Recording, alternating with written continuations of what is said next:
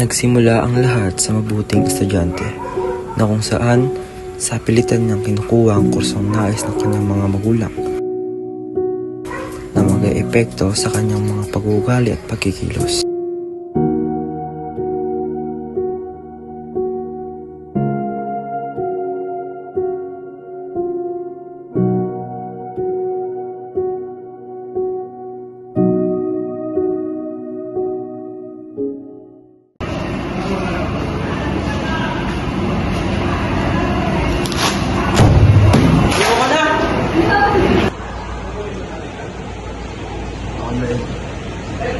Ang walang college application, dapat perfect with essay for medical school. Kaya nga anak, mas marami pa yung mga opportunities mo doon. Mas magaganda pa buhay natin. Opo ma. Salamat kuya. Salamat tol.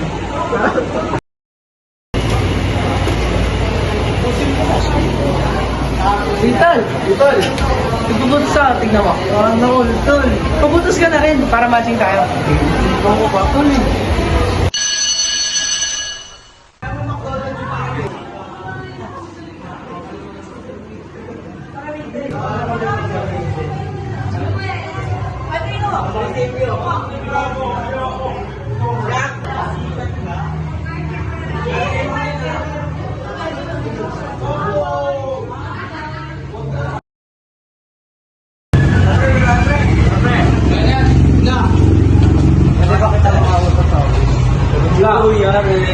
Siyempre ako ba? Napapansin ko lang na malungkot ka na yung araw. Okay ka lang ba? Oo sir, medyo may inisip lang po talaga ako. Yung gano'n, umuwi na kayo pagkakit ang kailan mo. Sir, thank you po. Bar, tayo bar!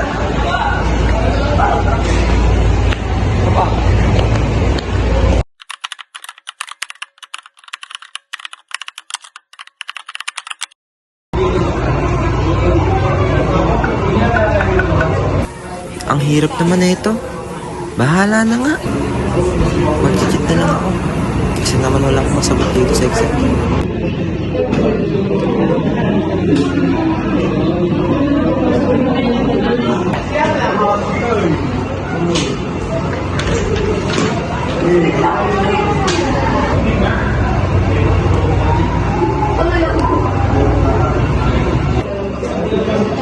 Okay, class, pass your papers now.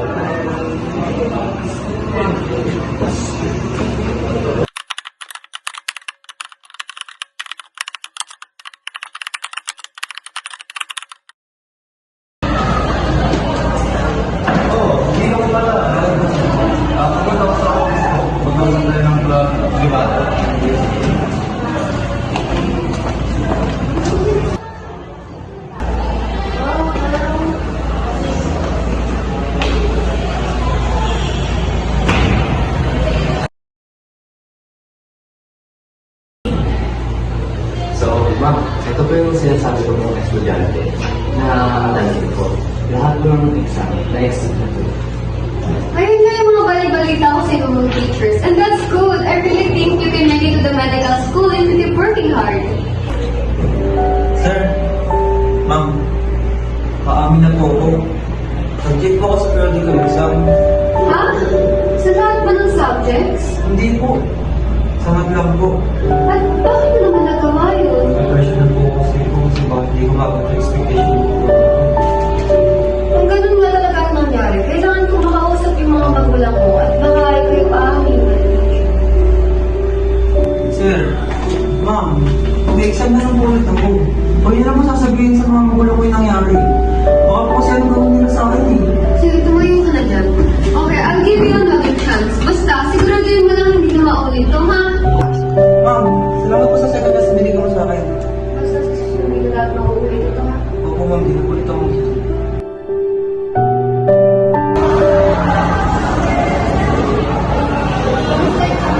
Okay naman.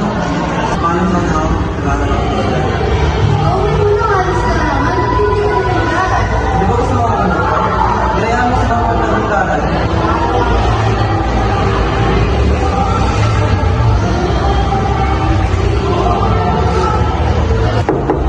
Kuya, do you want to build a snowman?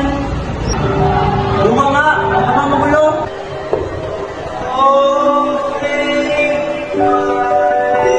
Hindi ko ba sapat lahat ng to? Ang dami naman na nito ah. Ang unfair nila pagdating sa akin. Gusto ko na magpahinga. Pagod na ako mag-aaral.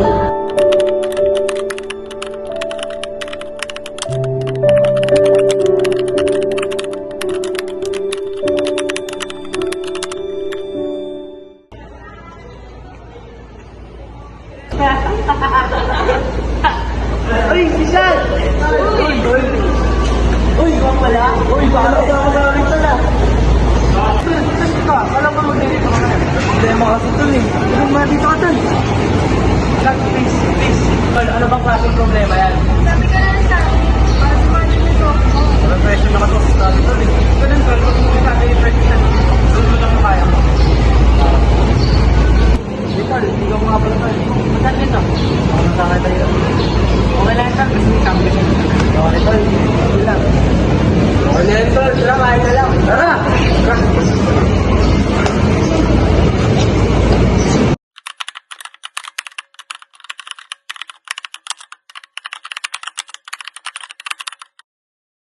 Ma, sasabihin ko ako. Ano ang sabihin mo?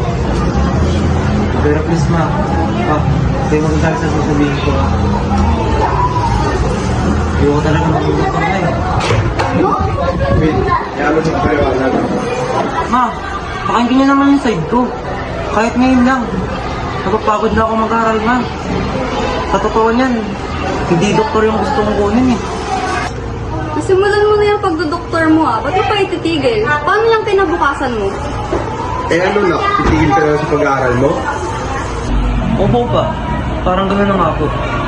Kung alam niyo lang po yung dinadanas ko dahil dito, halos nakagawa na po ako ng kamalian sa sobrang pinagsisiyan ko. Ano ba yung sinasabi mong kamalian mo? Oo nga anak, ano ba yun? Nag-cheat ako sa periodical exam namin pa. Dahil pagod na ako mag-aral. Lagi na lang ako kulang sa tulog. Wala na akong time sa sarili ko. Mukha namang yan talaga yung gusto mo eh. Basta ipagpatuloy mo na mabuti ha. Sige lang nak, gawin mo lang ang gusto mo. Pa, ma, salamat sa pag-intindi sa akin ha. Ilang tama mo ngayon na? Oo nga eh.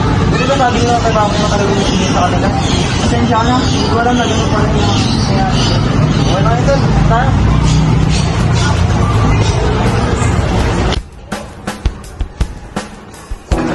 Nung hawa ng loob ko, bumalik na ako sa dating maayos na ko. Ginusto ko yung gusto ko, at dito, ay masaya na rin sila ng bata. Lalo na yung sarili ko.